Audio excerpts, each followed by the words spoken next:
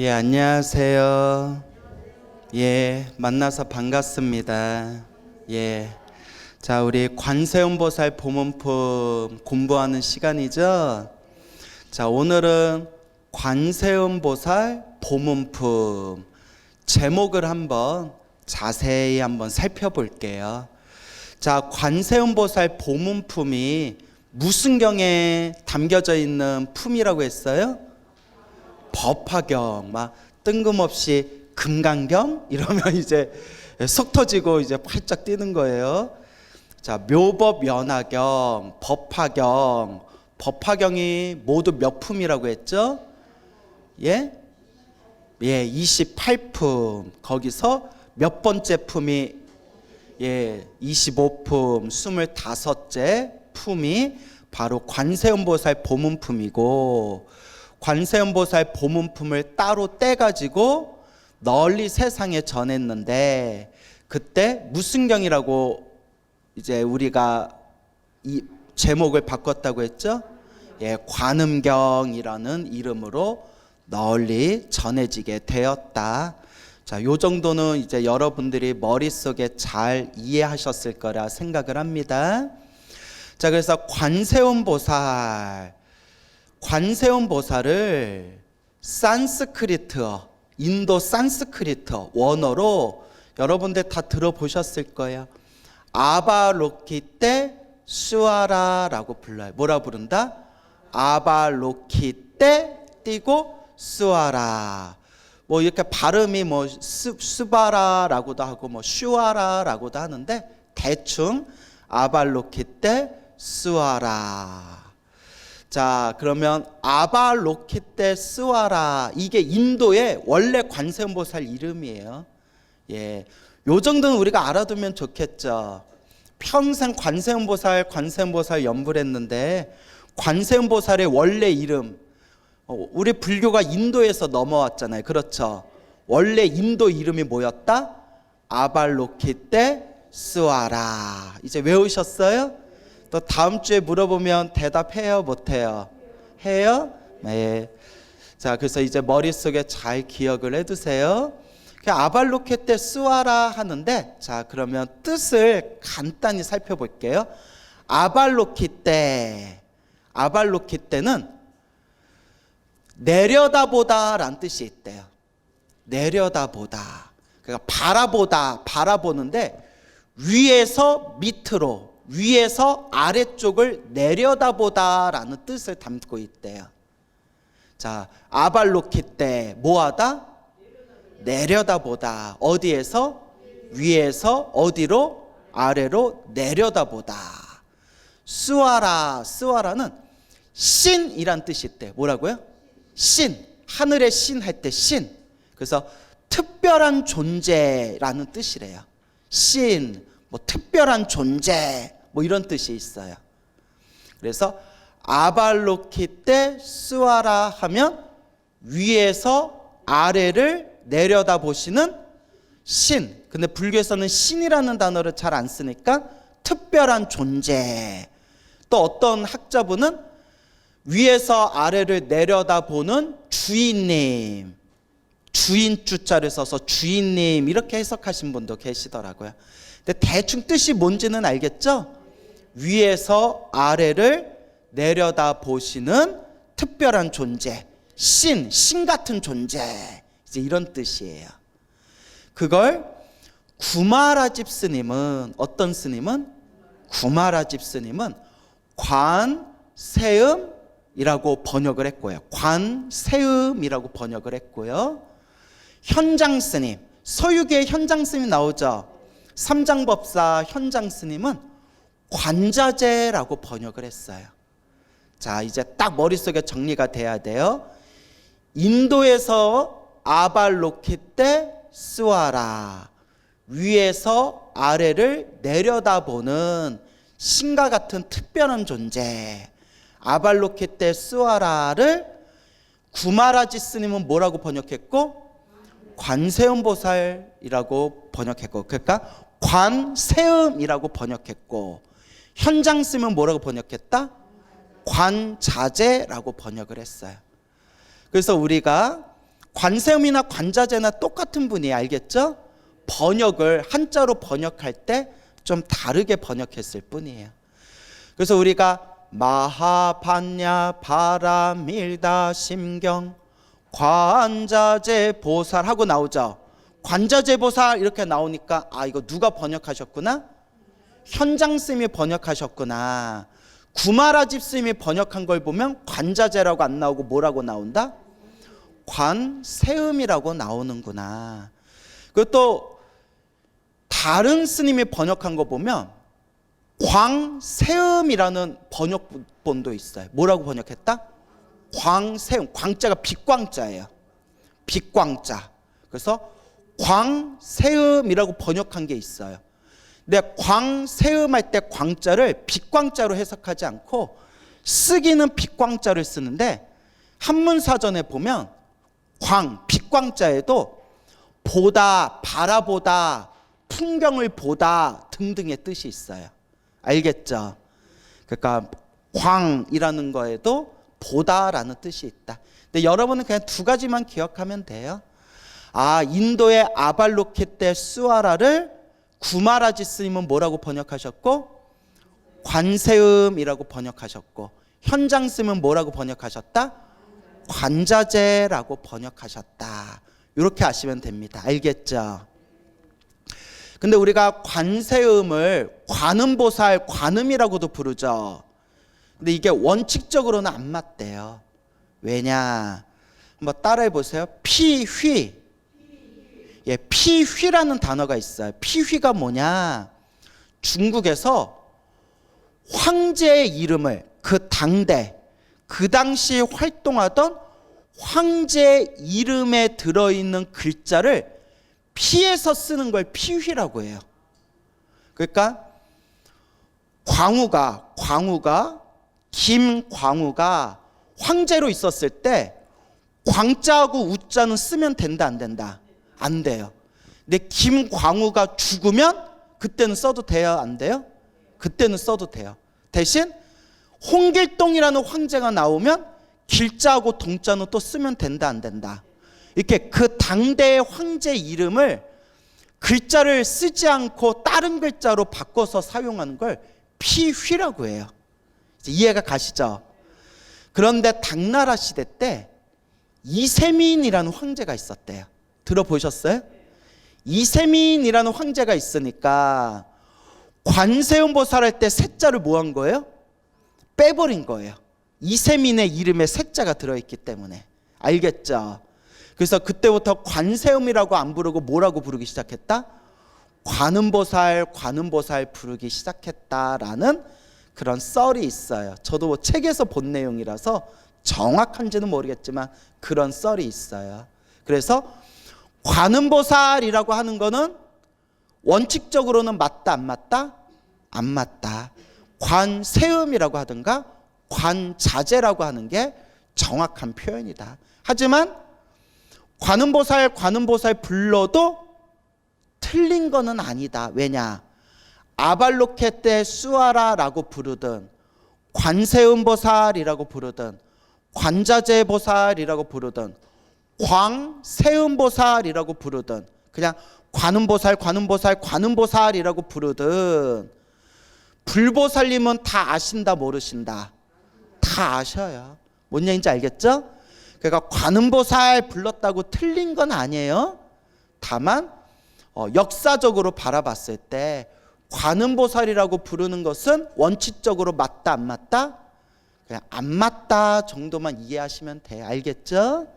그러면 또 어떤 불자님이 스님 저는 그것도 모르고 관세음보살 하는 것보다 관음보살 이게 훨씬 집중이 잘 돼서 저는 지금까지 기도할 때 관음보살 기도했는데 그러면 제가 여태껏 기도한 게 엉터리입니까? 잘못한 겁니까? 라고 물어보시면 제가 뭐라고 대답하겠어요? 아니다. 엉터리로 기도한 거 아니고 잘 기도하셨다. 관음보살 해도 내 마음이 부처님을 생각하고 보살님을 생각하는 정성스러운 마음, 간절한 마음으로 기도했으면 관음보살 불러도 공덕이 있다 없다? 공덕이 있다. 그러니까 엉터리로 기도한 거 아니니까 마음 편안하게 내려놓으셔도 된다. 다만 우리가 불교 공부를 하는 입장에서는 관세음보살이 좀 더 정확한 표현이다. 뭐 이렇게 이제 우리가 설명할 수가 있겠죠. 알겠죠? 자, 그래서 관세음보살, 관자재보살. 그래서 관세음이라고 우리가 번역했을 때 관자가 무슨 관자겠어요? 볼관, 보다란 뜻이야. 바라보다, 보다. 아발로키떼 스와라 할 때 아발로키떼가 내려다보다, 위에서 아래를 바라보다라는 뜻이 있다고 했죠. 그래서 아발로키떼. 자, 스와라라는 게 신, 특별한 존재라는 뜻이라고 했죠. 근데 이제 관세음이라고 부를 때 구마라지 스님은 세음, 세상의 소리를 바라보는 분이라고 표현했어요. 세상의 무엇을 바라보는 분?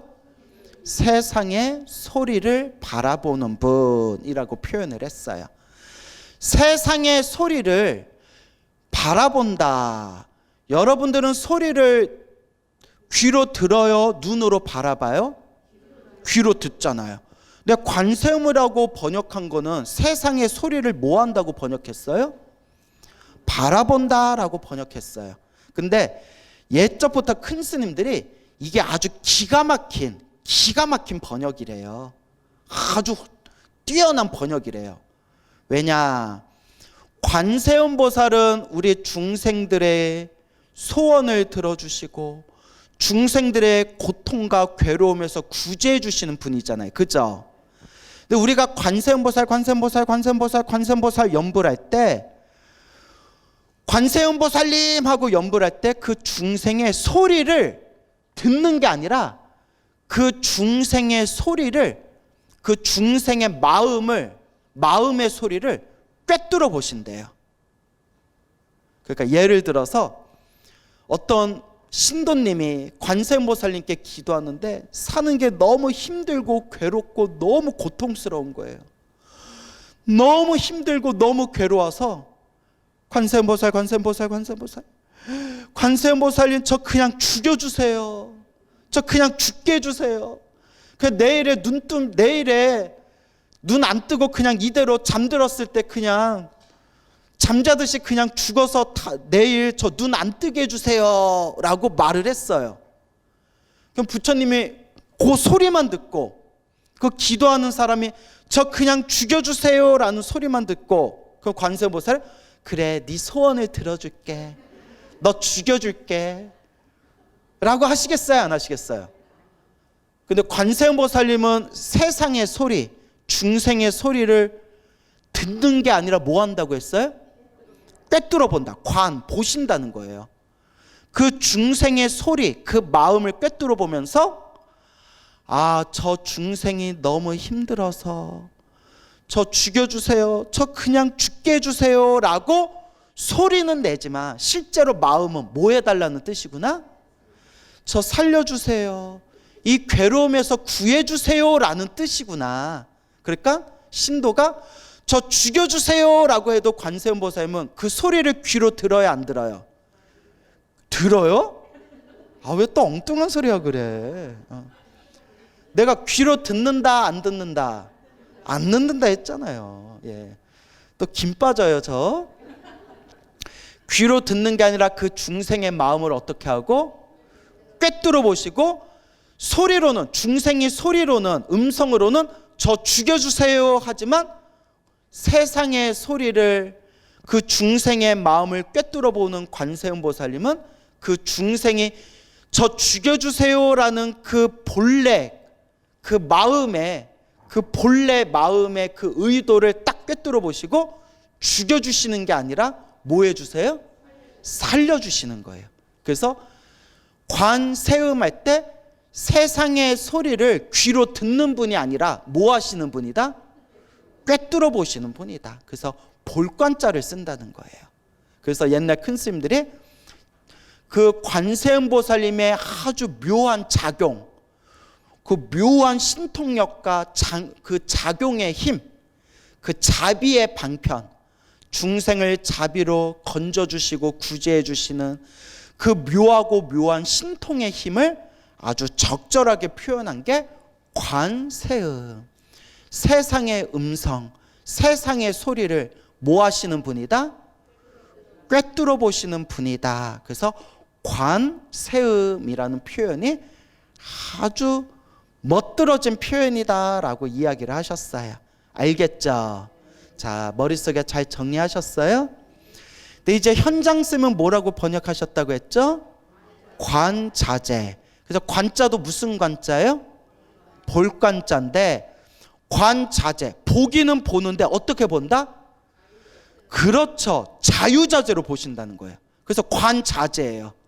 자유자재로 보신다. 그래서 학자들이 볼 때 아발로키테 수아라를 번역할 때 뜻은 의도는 관세음이라는 번역이 더 뜻이 더 멋들어진 뜻이지만 단어 문자 그대로 직역할 때는 누구의 번역이 더 좋다? 관자재라는 번역, 현장 쓰임의 번역이 더 정확한 표현이래요. 여러분, 위에서 아래를 내려다보면 더 좁게 보여요? 더 넓게 보여요? 더 넓게 보이잖아요. 위에서 아래를 쳐다보면 멀리까지 볼 수가 있잖아요. 이걸 우리가 뭐라고 표현하면 두루두루 본다는 거예요. 어떻게 본다? 두루두루 본다. 그래서 관자재, 보는 것을 어떻게 본다? 자유자재로 본다. 모든 것을 자유자재로 꿰뚫어 보신다. 그래서 관자재, 보는 것이 자재, 어떻게 본다? 자유자재로 본다. 관자재라고 표현을 하는 겁니다. 아시겠죠? 그래서 관세음 보살, 관자재 보살, 이 두 가지 뜻 이제 이해 가셨죠? 그리고 인도의 산스크리트어로는 뭐라고 한다? 아발로키테 수아라라고 하는 거예요. 자, 정리되셨어요? 그래서 우리가 관세음 보살 보문품 할 때 관세음 보살, 이제 관세음이 아발로키테 수아라라는 단어에서 나온 것이다. 이제 머릿속에 정리가 되셨을 거고요. 보살이라는 단어를 또 우리가 살펴볼게요. 자, 인도 산스크리트어로 따라해 보세요. 보디사트바, 보디사트바. 보디사트바를 한자로 소리를 따서 번역했을 때, 그러니까 소리를 따서 번역하는 것을 음역이라고 불러요. 뭐라고 부른다? 음역. 소리를 따서 번역했다. 음역을 한 게, 자, 따라해 보세요. 보디사트바 밑에다가 적어주세요. 보리살타. 예, 소리가 비슷하죠. 보디사트바, 보리살타. 소리를 따서 한자로 보리살타. 그런데 한자는 줄이는 버릇이 있어요. 뭐 하는 버릇이 있어요? 줄이는 버릇. 그래서 한문 공부하기가 좀 피곤해요. 10글자, 20글자로 표현하는 걸 4글자, 2글자로 확 줄여버려요. 그래서 보리살타를 2글자로 줄여서 뭐가 된다? 그렇죠. 보살이 되는 거예요. 알겠죠? 자, 그러면 보디사트바 할 때 보디, 따라해보세요. 보디. 깨달음, 진리라는 뜻이에요. 깨달음, 진리. 정리되셨어요? 자, 사트바. 자, 따라해보세요. 사트바. 중생이란 뜻이에요. 뭐라고요? 중생. 근데 여러분, 절에 오래 다녀도 중생이라는 단어를 정확하게 모르시는 분들이 많아요. 그죠? 그러니까 중생이라는 단어를 많이 들으니까 그냥 중생이라는 단어를 아무렇지도 않게 쓰고 있는데, 중생의 정확한 사전적 정의는 윤회하는 존재라는 뜻이래요. 뭐 하는 존재? 윤회하는 존재라는 뜻이래요. 윤회하는 존재. 그래서 사트바를 뭐라고 한다고 했죠? 중생, 윤회하는 존재예요. 그래서 보디사트바 하면 깨달음, 진리를 구하는 중생이란 뜻이에요. 무엇을 구하는 중생? 진리를 구하는 중생. 그러니까 아직은 성불을 했어요, 못했어요? 못했어요. 아직은 부처가 됐어요, 못했어요? 못했어요. 하지만 성불하기 위해서, 부처가 되기 위해서 깨달음을 구하는 중생, 깨달음을 구하는, 성불하기 위해서 수행하는 거룩한 성자를 뭐라고 부른다? 보디사트바라고 부르는 거예요. 정리되셨어요? 그래서 보디사트바, 깨달음, 진리를 구하는 중생, 성불하기 위해서, 부처가 되기 위해서 수행하는 수행자라는 뜻이에요. 그래서 보디사트바를 한자로, 한문으로 네 글자로 뭐라고 한다? 보리살타. 보리살타를 다시 두 글자로 뭐라고 한다? 보살.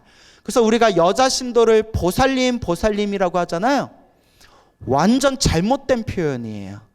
알겠죠? 그래서 남자와 여자를 구분하지 않고 스님과 일반 제가인, 머리를 기르고 가정생활을 하는 일반 제가인과 스님을 구분하지 않고 저는 성불하겠습니다, 저는 깨달음을 얻겠습니다 라는 목표를 세우고 성불하기 위해서 수행하는 거룩한 수행자들을 뭐라고 부른다? 보살이라고 부르는 거예요. 알겠죠? 그래서 세계 불교에서 여자 신도를 보살이라고, 보살님이라고 부르는 불교는 한국 불교밖에 없대요. 그리고 다른 나라 불교의 스님들은 이걸 되게 비판한대요. 야, 보살이라는 단어가 얼마나 소중하고 얼마나 귀중한 뜻인데, 그 보살이란 단어를 함부로 붙일 수 없는 뜻인데 왜 너네 한국 불교는 툭하면 그냥 여자 신도들한테 뭐라고 부르냐? 보살님이라고 부르냐? 이거는 잘못된 거다라고 그렇게 비판을 많이 한대요. 그러니까 이건 잘못된 건 잘못된 건데 이게 쉽게 고쳐져요, 안 고쳐져요? 안 고쳐지죠. 그래서 우리 경전에도 남자 신도를 우바세, 여자 신도를 우바이라고 불러요. 우바세, 우바이. 그 한자식 표현은 청신남, 청신녀. 그리고 경전에서는 선남자, 선여인 이런 표현이 나오죠. 그렇죠. 그 재밌는 게 우리가 여자 신도는 거사님, 여자 신도는 보살님이라고 부르고 남자 신도는 거사님이라고 부르죠. 중국 불교, 대만 불교에서는 여자 신도도 뭐라고 부를까요? 거사님이라고 불러요. 남자와 여자를 구분하지 않고 절에서 열심히 공부하시는 분들을 거사님이라고 부른대요. 그리고 한국 불교는 원래 남자 신도를 처사님이라고 불렀대요. 처사님.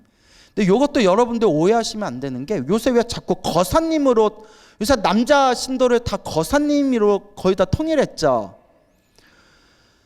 처사님이라고 부르면 급이 좀 낮고 거사님이라고 부르면 급이 높다, 이런 생각 가진 분들이 많아져 가지고 처사님이라고 부르면 기분을 좀 별로 안 좋아하고 거사님 하면 왠지 기분이 좋아지는 거예요. 근데 이거는 잘못된 거예요. 처사님이라는 뜻도 원래는 좋다, 안 좋다? 아주 좋은 뜻이에요. 원래 처사라는 말이 유교 선비들이 쓰는 표현이었대요.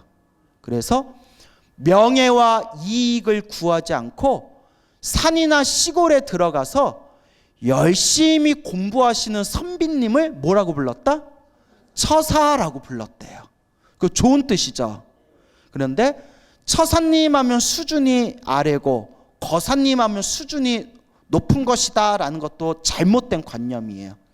처사라는 단어가 원래 상당히 좋은 뜻이래요.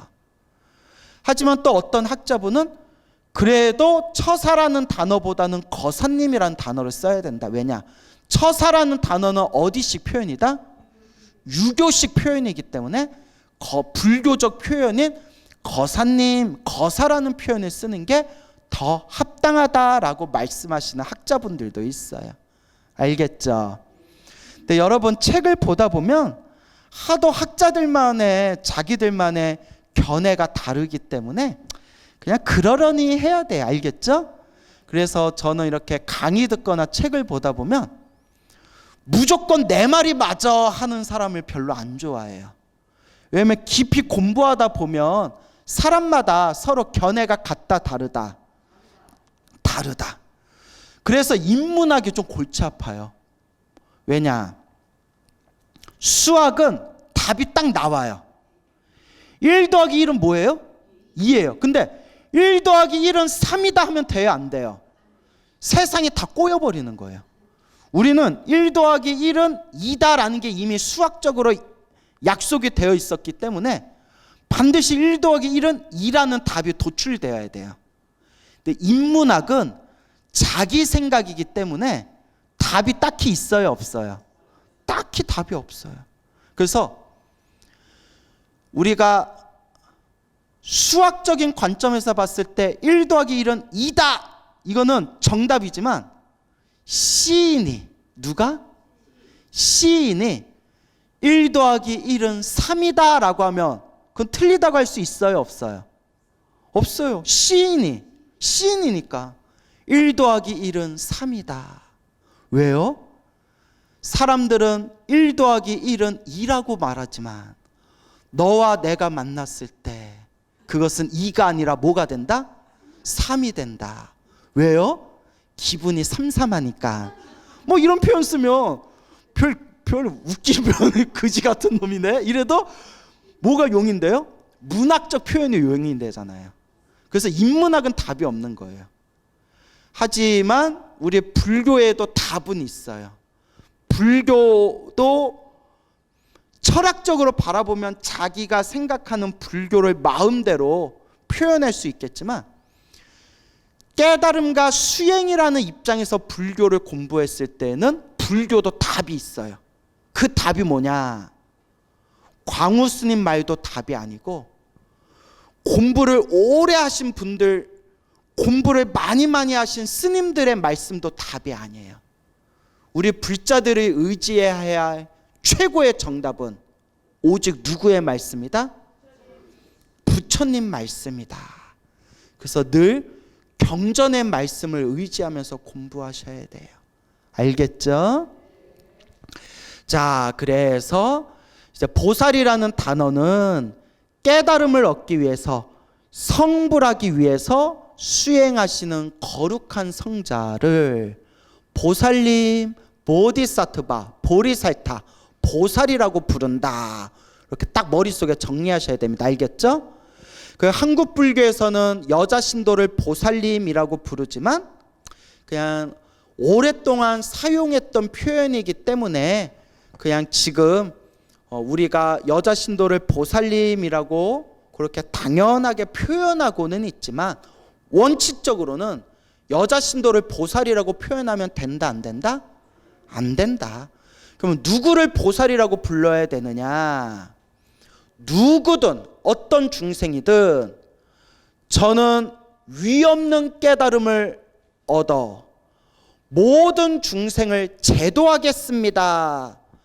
저는 부처가 되어 성불하여 모든 중생을 다 제도하겠습니다 라는 마음을 딱 일으키면 그 사람을 뭐라고 부를 수 있다?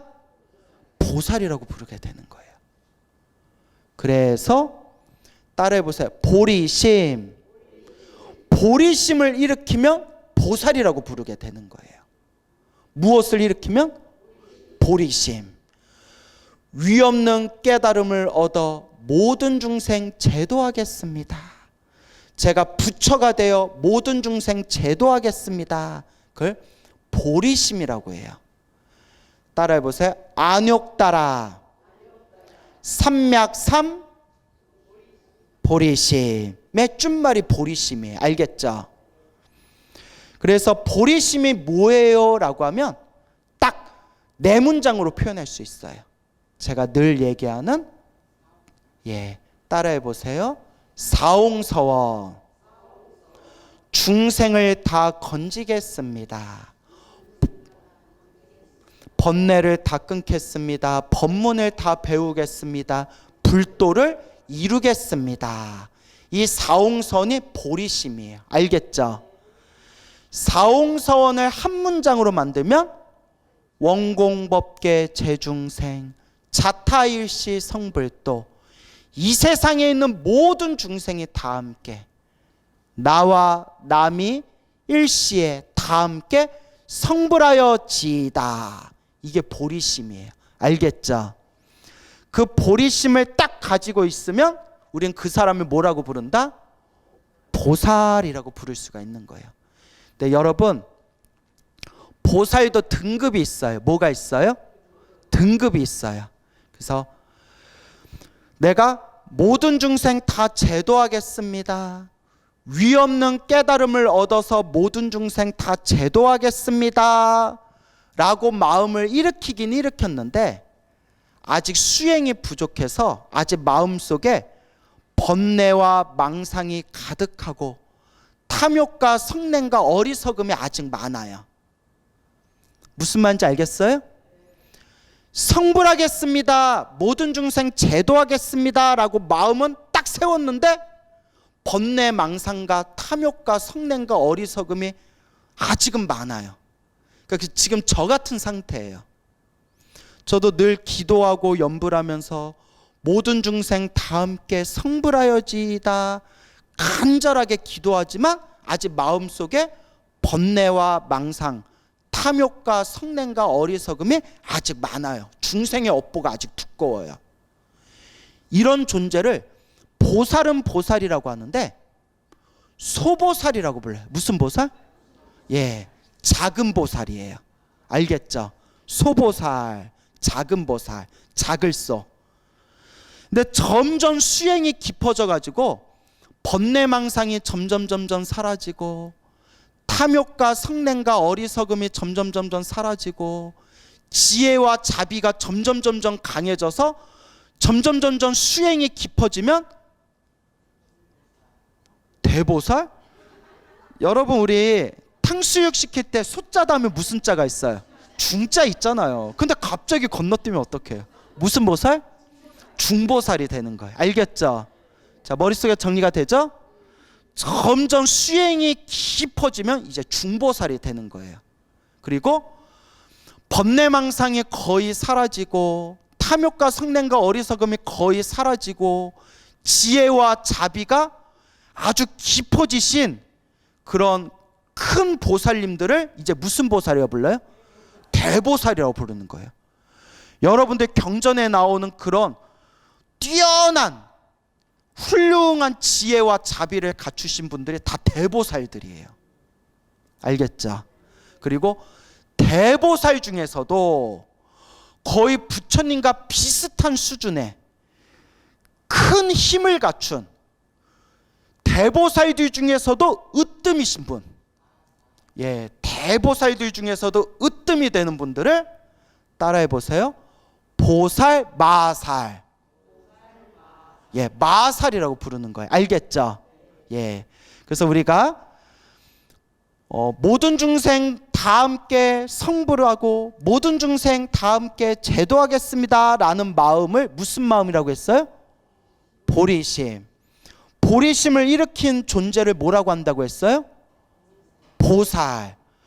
보살은 보살인데 아직 수준이 낮은 보살들을 뭐라고 부른다고 했어요? 소보살. 수준이 점점 높아지면 무슨 보살이라고 했어요? 중보살. 수준이 아주 높은 보살들은 뭐라고 했어요? 대보살. 대보살들 중에서도 으뜸이 되는 최고의 보살들을 뭐라고 한다고 했어요? 마살. 보살, 마살이라고 부르는 거예요. 그리고 보살, 마살. 보살, 마살이 거의 부처님과 등급이 거의 비슷해요. 부처님이라고 부르지 않을 뿐이지 거의 부처님하고 수준이 비슷한 최고의 보살들을 보살, 마살이라고 하는 거예요. 그 보살, 마살 대표적인 분들이 문수보살, 보현보살, 관세음보살, 지장보살, 대세지보살, 이런 보살님들을 무슨 살이라고 부른다? 보살마살이라고 부르는 것이다. 이렇게 정리하시기 바랍니다. 알겠죠? 그래서 여러분, 항상 기도하실 때에는 기도의 마지막 마무리는 반드시 사홍서원으로 마무리해라. 무엇으로 마무리해라? 사홍서원으로 마무리해라. 그래서 옛 큰 스님들이, 부처님 대승경전에도 나오고 옛 큰 스님들이 항상 말씀하시기를, 기도 마지막 마무리에 사홍서원을 한 거와 하지 않은 게 하늘과 땅만큼 차이가 있대요. 똑같은 기도를 해도 사홍서원을 한 거와 안 한 게 하늘과 땅만큼 차이가 있대요. 그리고 심지어 10시간을 열심히 기도한 사람과 1시간을 열심히 기도한 사람이 있을 때 당연히 누구의 공덕이 더 크겠어요? 아니, 지금 질문을 지금 답을 안다고 해서 이렇게 딱 내뱉지 마시고 제 질문에 대답을 하셔야죠. 뭔 얘기인지 알겠죠? 그래요. 또 이럴 때 막 잘난 체 하고 싶은 마음은 아는데 답은 맞췄는데 제 질문에 대답을 하셔야죠. 10시간을 기도한 사람과 1시간을 기도한 사람이 누가 더 공덕이 커요? 10시간을 기도한 사람이 더 공덕이 크죠. 그렇죠. 그런데 자, 따라해 보세요. 보리심. 보리심을 네 문장으로 하면 뭐라고 한다고 했어요? 사홍서원. 또 이건 못 맞춰. 아까 10분 전에 얘기했는데. 사홍서원.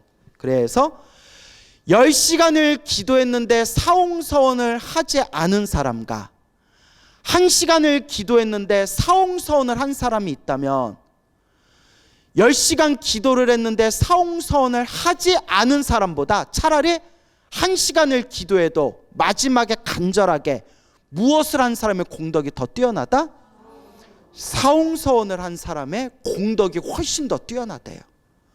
얼마나 대단한 줄 알겠죠? 그래서 기도의 마지막 마무리는 무엇으로 마무리해라? 사홍서. 이와 같이 보리심을 일으키고 사홍서원을 일으키고 모든 중생이 행복하기를 마지막에 간절히 기도해 주면 누구 공덕이 더 깊어진다? 내 공덕이 훨씬 더 깊어진다라는 걸 꼭 명심하시기 바랍니다. 알겠죠? 그래서 보살, 보리심, 보살, 소보살, 중보살, 대보살, 보살마살, 그리고 반드시 우리가 어떤 수행을 하든 어떤 기도를 하든 기도의 마지막 마무리는 사홍서원, 보리심으로 마무리해라 라는 걸 꼭 명심하시기 바랍니다. 알겠죠?